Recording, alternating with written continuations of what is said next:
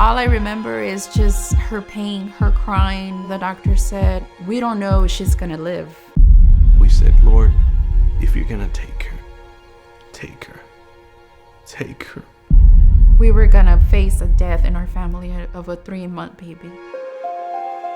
Here is Rihanna right before we realized how serious the issue was. She was very warm. She wasn't responding much. And the doctor said it could be something, maybe like a virus, maybe infection or something. Some time passed and we noticed that it wasn't getting any better. I called the doctor again. I'm like, she seems to still have fever. And she said, you need to take her to the ER. Yeah, immediately. We took her to the ER and one of the nurses said, I think it's something more serious. She said, I can't say what it is yet, but we're gonna have to do a spinal tap. We're gonna have to put her shoulders on her knees, and I'm gonna use both my hands to do that, to expose her spine. And they came back within less than 10 minutes, and they came back with different attitude. Everything changed. They had gloves on, they had masks on, and it was just a rush. They said it is bacterial meningitis.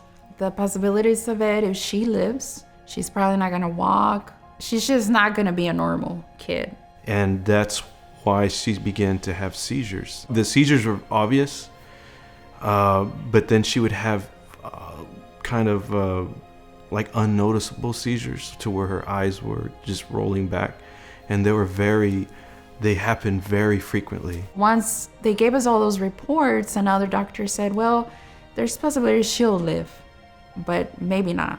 Maybe you should start getting ready, bring your priest in, and you guys make arrangements.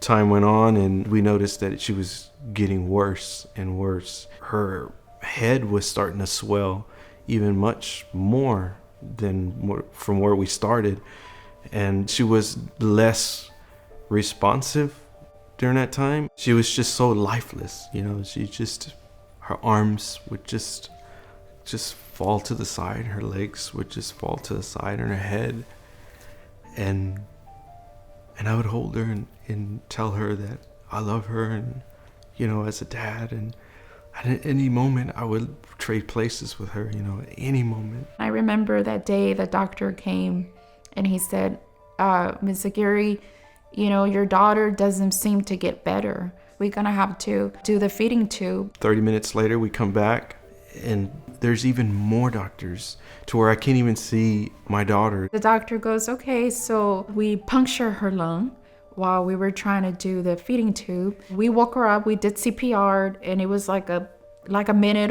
or two, she was gone, but she's fine. I mean, we're gonna rush her to get a MRI and then we'll be back. That was just one of the most painful things that a mom can see through a baby. Different doctors would periodically shine a light in her eyes, and I didn't understand what that was. Looking back, I do now. They were checking to see if she was brain dead. So it was just not good, and every day seemed like it was getting worse and worse. I called the doctors and I said, I want a meeting with all the doctors.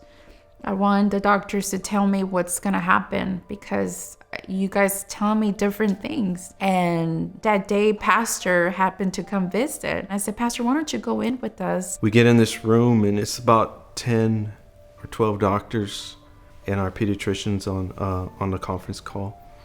And each one gave us their medical opinion, and it was very firm. They told us, it is, in my medical opinion, and they gave us their background, that she will not function well. She would have poor motor skills.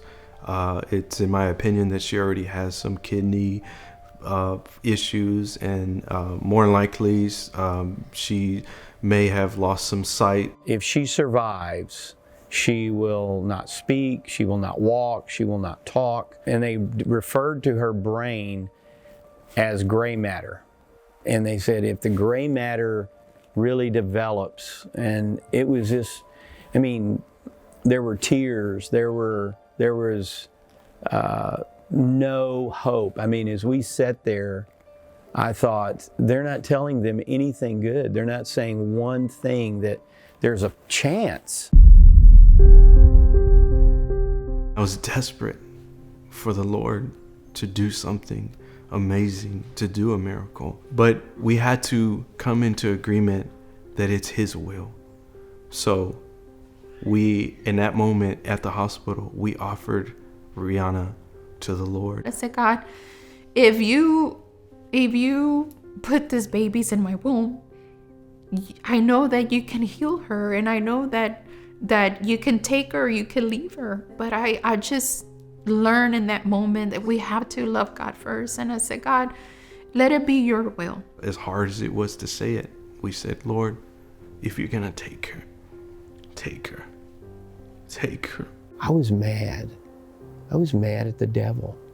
I was mad at sickness. I was mad at disease. And I'm gonna believe with this family. We're gonna fight for this baby. And we began to say, she's gonna be all right. She's gonna be healed.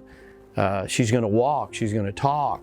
She's gonna excel. She's gonna run. She's gonna be intelligent. Her mind is gonna be sharp. She's gonna be well. And there was an overwhelming presence of the presence of the Lord in that room. I was like, God, give me a sign where, that she can smile at me and look at me and say that it's going to be okay. And I remember calling her name and just, Rihanna, are you okay? And she just smiled at me. So to me, it was just a confirmation that God was listening to my prayers, and just to see that smile.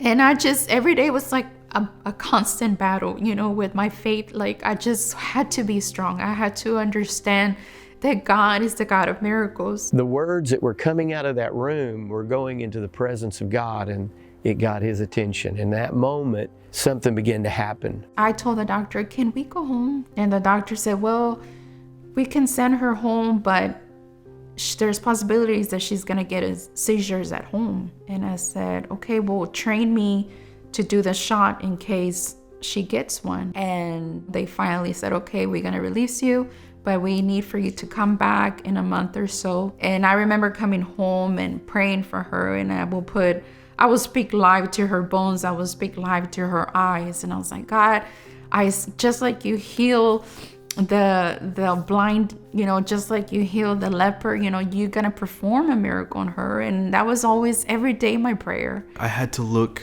up to heaven, where God's seated on the throne, just beyond religion, and really proclaim that He said what He said He'll do, He'll do it. We came home, and that whole month she didn't get a seizure.